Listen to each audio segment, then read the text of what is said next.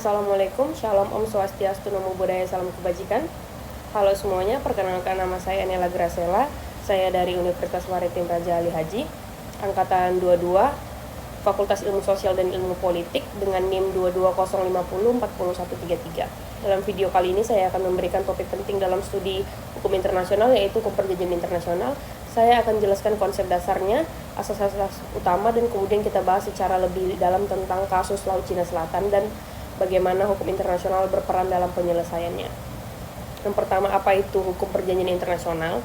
Secara umum, hukum perjanjian internasional adalah bagian dari hukum internasional yang mengatur tentang pembuatan, pelaksanaan, dan pengakhiran perjanjian antara subjek hukum internasional seperti antar negara atau antar negara dengan organisasi internasional.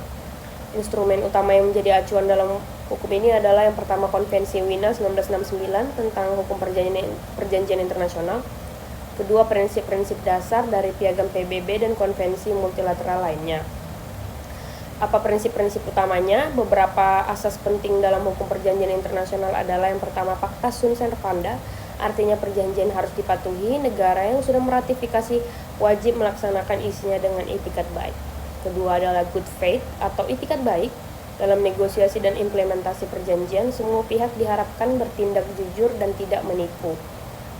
Yang ketiga, kesetaraan antar negara. Semua negara besar maupun kecil memiliki hak dan kedudukan hukum yang sama dalam perjanjian. Keempat, ada non-retroaktif, sebuah perjanjian yang tidak berlaku surut kecuali secara eksplisit dinyatakan dalam isi perjanjian. Kelima, bebas berunding. Negara memiliki hak penuh untuk menyepakati atau menolak isi perjanjian dan tidak boleh ada paksaan. Selanjutnya, studi kasus Laut Cina Selatan.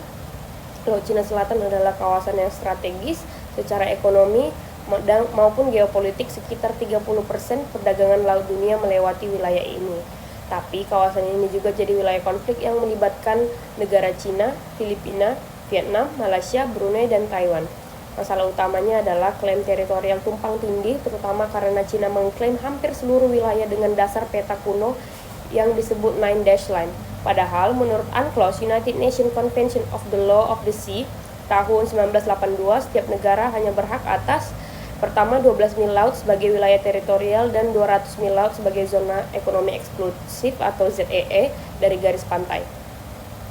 Analisis mendalam kasus Filipina versus Cina di PCA. Pada tahun 2013, Filipina menggugat Cina ke Permanent Court of Arbitration atau PCA di Den Haag.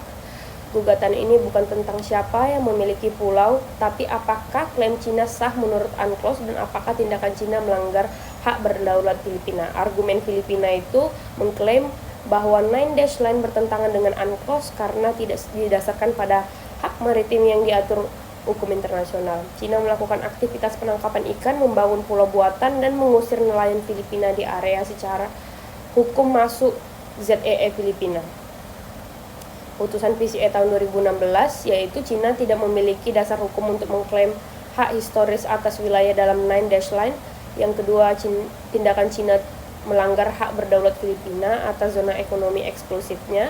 Yang ketiga, pulau-pulau yang diklaim Cina tidak bisa menghasilkan ZEE karena tidak memenuhi kriteria pulau menurut UNCLOS atau tidak mampu menopang kehidupan manusia secara alami.